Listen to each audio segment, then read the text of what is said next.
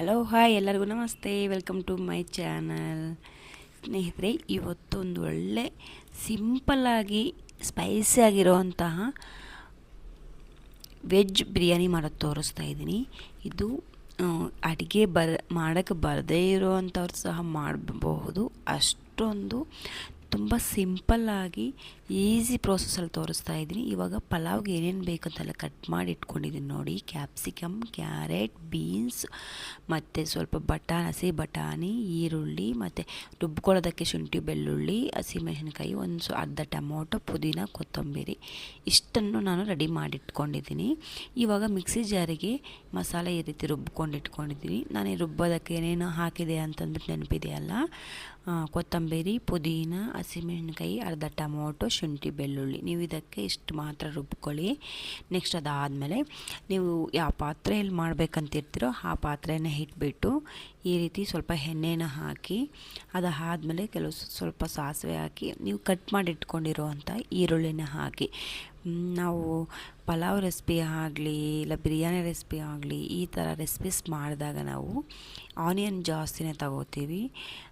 ಅದಾದಮೇಲೆ all spices, next ಏನೇನು ಚಕ್ಕೆ, ಲವಂಗ ಮತ್ತು ಸ್ವಲ್ಪ ಮರಾಠಿ ಮೊಗ್ಗು, ಸೋಂಪು ಕಾಳು, ಬಿರಿಯಾನಿ ಎಲೆ ಈ ರೀತಿ ಎಲ್ಲ ಮತ್ತು 2 ಏಲಕ್ಕಿ ಇಷ್ಟನ್ನು ತಗೊಂಡು ಹಾಕ್ತಾಯಿದ್ದೀನಿ. ಮತ್ತು ಅದಾದಮೇಲೆ ಕಟ್ ಮಾಡಿ ಇಟ್ಕೊಂಡಿರೋಂಥ ಟೊಮೊಟೊನ ಸಹ ಈ ರೀತಿ ಹಾಕಿಬಿಟ್ಟು ಹಸಿ ಬಟಾಣಿಯನ್ನು ಸಹ ಹಾಕ್ತಾಯಿದ್ದೀನಿ. ಹಸಿ ಬಟಾಣಿ ಜೊತೆನೇ ಟೊಮೊಟೊನು ಬೇಯ್ಕೊಳ್ಳುತ್ತೆ ಅನ್ನೋ ಒಂದು ಕಾರಣಕ್ಕೆ. ಅದಾದಮೇಲೆ ಲೈಟಾಗಿ ಒಂದು ಅರ್ಧ ಟೀ ಸ್ಪೂನಷ್ಟು ಸಾಲ್ಟ್ ಹಾಕ್ತಾಯಿದ್ದೀನಿ. ನಾವು ಏನು ಕಟ್ ಮಾಡ್ಕೊಂಡಿದ್ದೀವಿ ವೆಜಿಟೇಬಲ್ಸ್, ಕ್ಯಾರೆಟ್ ಮತ್ತು ಬೀನ್ಸನ್ನು, ಅದನ್ನು ಸಹ ನಾನು ಇದಕ್ಕೆ ಸೇರಿಸ್ತಾ ಇದ್ದೀನಿ. ನೀವು ಇದ್ರ ಜೊತೆಗೆ ನೌಕೋಲ ಹಾಕ್ಕೋಬೋದು. ನೆಕ್ಸ್ಟ್ ಬಂದುಬಿಟ್ಟು ಕೆಲವೊಂದು ರಾಜ್ಮಾ ಅಂತ ಬೀಜ ಸಿಗುತ್ತೆ, ಸೊ ಅದನ್ನು ಸಹ ಸೇರಿಸ್ಬೋದು. ಸೊ ತರಕಾರಿ ಸ್ವಲ್ಪ ಮೆಲ್ಟ್ ಆದಮೇಲೆ ನಾನು ಇಲ್ಲಿ ಧನಿಯಾ ಪೌಡರ್ ಹಾಕ್ತಾಯಿದ್ದೀನಿ. 1-2 ಟೇಬಲ್ ಸ್ಪೂನಷ್ಟು ಬಿರಿಯಾನಿ ಪೌಡರ್ ಹಾಕ್ತಾಯಿದ್ದೀನಿ. 1 ಚಿಟಿಕೆ ಅರಿಶಿನ ಹಾಕ್ತಾಯಿದ್ದೀನಿ. ಸ್ವಲ್ಪ ಗರಂ ಮಸಾಲ ಹಾಕ್ತಾಯಿದ್ದೀನಿ. ಅದೆಲ್ಲ ಆದಮೇಲೆ ಅದ್ರ ಜೊತೆ ನಾನು ಮಸಾಲೆ ಏನು ರುಬ್ಬಿಟ್ಕೊಂಡಿದ್ದೆ ಅದನ್ನು ಸಹ ಸೇರಿಸ್ತಾ ಇದ್ದೀನಿ.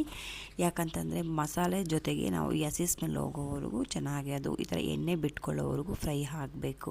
ಆವಾಗ ನಮಗೆ ಒಳ್ಳೆ ಫ್ರೇಗ್ರೆನ್ಸಿ ಬರುತ್ತೆ ಬಿರಿಯಾನಿಗೆ ಅಂತಂದ್ಬಿಟ್ಟು. ಸೊ ಆದಷ್ಟು ತರಕಾರಿನ ತುಂಬ ನೀವು ಆಯಿಲಲ್ಲೇ ಬಾಯ್ಲ್ ಮಾಡೋಕ್ಕೆ ಹೋಗಬೇಡಿ.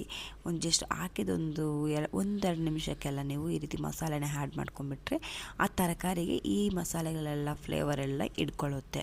ಅದಾದಮೇಲೆ ನಾನು ನಾರ್ಮಲ್ ಆಗಿರೋಂಥ ಸ್ಟೀಮ್ ರೈಸೇ ತೊಗೊಂಡಿದ್ದೀನಿ. ನೀವು ಬೇಕಾದರೆ ಬಾಸ್ಮತಿ ರೈಸನ್ನು ಯೂಸ್ ಮಾಡ್ಬೋದು. ನೀವು ಬೇರೆ ಏನು ರೈಸ್ ಯೂಸ್ ಮಾಡ್ತೀರೋ ಅದನ್ನು ನೀವು ಬಿಫೋರ್ 1/4 ಗಂಟೆ ಮುಂಚೆನೇ ವಾಶ್ ಮಾಡಿ ಇಟ್ಕೊಂಡಿದ್ರೆ ಬೇಗ ಬೇಯುತ್ತೆ. ಅದಲ್ದಿರ ನಮಗೆ ಉದುರುದ್ರಾಗಿಯೂ ರೈಸ್ ಆಗುತ್ತೆ ಅನ್ನೋ ಕಾರಣಕ್ಕೆ ನಾನು ವಾಶ್ ಮಾಡಿ ಇಟ್ಕೊಂಡಿದ್ದೆ. ಅದನ್ನು ನಾನು ಇವಾಗ ಸೇರಿಸ್ತಾ ಇದ್ದೀನಿ.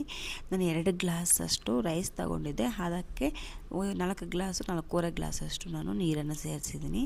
ನೀವು ಗಮನಿಸ್ತಾ ಇದ್ದೀರಾ, ಇಲ್ಲಿ ನಾನು ಕರಿಬೇವು ಸೊಪ್ಪು ಫೈನಲಿ ಹಾಕ್ತಾಯಿದ್ದೀನಿ, ಫಸ್ಟಿಗೆ ಹಾಕಲಿಲ್ಲ. ನೀವು ಯಾವುದೇ ಪಲಾವ್ ಮಾಡೋಕ್ಕೆ ಹೋದಾಗ ಅಥವಾ ಏನಾದರೂ ಈ ಥರ ಒಂದು ರೈಸ್ ಬಾತ್ಗಳು ಈ ರೀತಿ ಮಾಡೋಕ್ಕೆ ಹೋದಾಗ ನೀವು ಕೊತ್ತಂಬರಿ ಸೊಪ್ಪನ್ನು ಲಾಸ್ಟಲ್ಲಿ ಹಾಕ್ತಾಯಿದ್ವಿ. ಇದ್ರೆ ನಾನು ಇವಾಗ ಕರಿಬೇವು ಸೊಪ್ಪನ್ನು ಲಾಸ್ಟಲ್ಲಿ ಹಾಕ್ತಾಯಿದ್ದೀನಿ. ನೆಕ್ಸ್ಟ್ ಅದು ಹಾಕಿದ್ದಾದಮೇಲೆ ಸಾಲ್ಟ್ ಎಲ್ಲ ನೋಡಿ ನಾನು ಅದಕ್ಕೆ ಕುದಿಯೋಕ್ಕೆ ಬಿಟ್ಟಿದ್ದೀನಿ. ಸೊ ಅದು ಒಂದು ಕಡೆ ಬೇಯ್ತಾ ಇದೆ. ಇವಾಗ ಮೊಸರು ಬಜ್ಜಿ ರೆಡಿ ಮಾಡ್ಕೊತಾ ಇದ್ದೀನಿ. ಜಸ್ಟ್ ನಾನು ಸಿಂಪಲ್ಲಾಗಿ ಮೊಸರು ಬಜ್ಜಿ ರೆಡಿ ಮಾಡ್ತಿದ್ದೀನಿ. ಮೊಸರು ಮತ್ತು ಸ್ವಲ್ಪ ಈರುಳ್ಳಿ, ಸ್ವಲ್ಪಷ್ಟು ಕೊತ್ತಂಬರಿ ಸೊಪ್ಪು ಇಷ್ಟನ್ನು ಆ್ಯಡ್ ಮಾಡ್ತಾಯಿದ್ದೀನಿ.